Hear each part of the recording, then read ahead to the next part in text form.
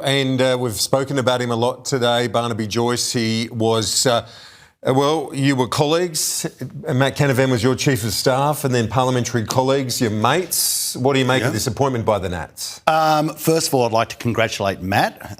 He is no doubt, he's very competent. I'd like to congratulate Darren. It's the other side of the political fence. He's very much the progressive. And I'd like to congratulate Bridget, who continues on in that role. And I'm looking forward to the debate. I must say, I am really looking forward to it. What I believe at the outset, as the first volley, is I think there'll be a lot of similarities between Matt, myself, and Pauline. Not so much Darren. The trouble is, there won't be the same similarities between Matt, myself, and Pauline and the coalition. I think that's where you're going to come and suck. And I could almost test that straight away. For instance, I know Matt strongly believes in income splitting, and so do we. So do you still believe in income splitting so that mothers, if they choose to, have a capacity to stay at home and look after their kids if they wish to, they're not compelled to. And that gives an advantage, a tax advantage. Now, we believe in that. I know Matt does not believe in net zero nor the Paris Agreement. But does he now believe in the Paris Agreement? Or is that, what's the position there? He's now in Cabinet. We want to get rid of the Climate Change Department. We want the Climate and Change and Energy Department gone, finished, and Mr Bowen with it. And they can be absorbed back into energy or somewhere, or absorbed back into resources. Where are the other Nats on this? So, yeah. Do you recognise, though, that you're up for a tougher fight now? Oh, of course. I mean, this is Larwood in the Bodyline series, and I'm looking forward to it. But I think the Australians expecting a bit of chin music, a few bounces from your friend Matt. A bit of chin music, but when you play first grade, you want to play up against other first graders. That's how you judge yourself. You don't want to play. I mean, honestly, where they were going was just it was hopeless. And so the question now is, for instance, here's the first challenge. Are the Nationals going to be the deputy of the coalition, or will the Liberals immediately continue to shunt them down? Because now you'll have the leader of the Liberal Party in the House, and then I imagine you'll have the deputy, and then it becomes whether it's Matt or Jane as the deputy of the coalition in the Senate. Then you'll come back to the House, and I imagine you'll have, I don't know, where's Darren going to sit? He's going to be number 4, I see. I don't know how this works. So the issue is their hearts will be in the right place with Matt. It's just policy will be somewhere completely different. You see that news conference. He's a potent communicator, isn't he? He's a smart politician. I trained him well. You trained him well, and now he's come back to take you on. No, I wouldn't say that. That's hubris. I don't mean that. He trained himself. I'm looking forward to it. It's going to be, I think the biggest issue is, I know Matt. I know him very well. And he is an exceptional guy and a good fella. But his policy beliefs are just a million miles away from where a lot of the Liberal Party is. And to be quite frank, they're quite a distance away from where Darren is. So his own deputy is... Yeah, that'll be an issue that'll come to the fore. And are you confident that One Nation will maintain that surge? Despite the... Because Canavan, he's from Central Queensland. This is... I think he should run in the lower house. The one thing I can say is that was the announcement of Matt going to the leadership of the National Party, and also the announcement of Michelle Landry retiring from politics, because, they have to put him into Capricornia. Yeah. If he's the potential Deputy Prime Minister of Australia. So you see that as Michelle Landry also having to leave? That would be one of Michelle Landry's last serious press conferences. Yeah.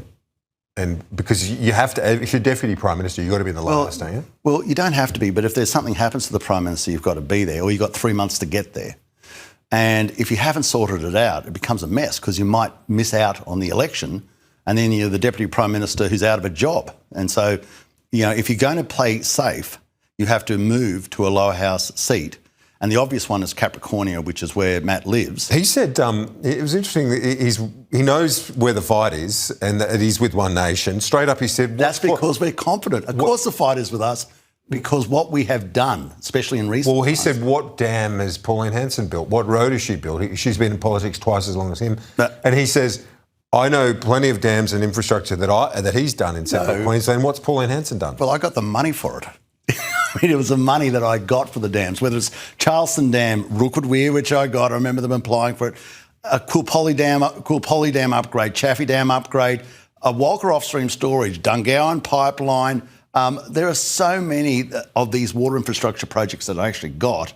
And also roads that, for instance, the upgrade of roads throughout Queensland, which I got, which... That's you, but he's saying One Nation. What's One Nation done? That's well, they didn't have a seat in the House of Representatives. Now they do. It's different. The role of senators is to review legislation that has been determined in the House of Representatives. And where Matt is still currently, he's in the reviewing house, not in the implementing house. The main game is in the House of Reps, and he is in the Senate. So that in itself creates confusion, because you say you're going to introduce ledge now for Treasury issues in the Senate. How's this going? What's the order? Which direction is ledge going now? And it's with Jane and Matt both in the Senate, it starts to become a bit of an unrepresentative concoction, because the people who actually... So you're saying now that you're in the reps, though, you can take One Nation from being a protest party to being a party of government? I don't think they're ever a protest party. If anybody ever needs legislation through, you've got to get the numbers. But you get the numbers in the Senate by reason of sort of a post hoc approach of mitigation, amelioration, and that's the role that One Nation had. But now, as is self-evident in the polling, you're going to be a major player in the House of Reps. But it's and the other big question will be very soon. So the Farrer by-election's up. Now we know that Millthorpe is a Climate 200 candidate. She's on the left side of politics. I've met her before. Her name's Tony Windsor. So will the Nationals and the Liberals preference the Socialist over another Conservative or not? And that's a question I think they could answer almost immediately. Over One Nation. How will David Littleproud's leadership be remembered? Demortius nil nisi bonum, as they used to tell me in my Jesuit education, speak nothing but good of the dead. So you got no thoughts? You're not great. I wish him and Amelia... Would you still be in the Nats if he didn't leave? Sorry if he left earlier? I'm not even going to entertain that, because things have moved on.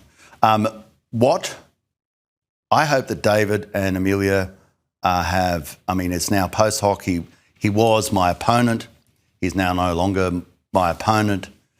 Things move on. I'll move on from that, and I'm sure David will as well. It's game on, though, now, isn't it, for you? It's going to be a lot more interesting. And, I'm looking forward to it. It's nothing worse. It's like when I used to play rugby and running out against the Nimminga Jets. It was very interesting until it got to 103-0. Yes, well, it's not going to be like that anymore. You've got someone pushing back, and as you said, Harold Larwood bowling some bouncers, and I've certainly faced a few of those from Matt Canavan over the years, but I appreciate that. Your time, Barnaby Joyce, good to see you. Absolute pleasure.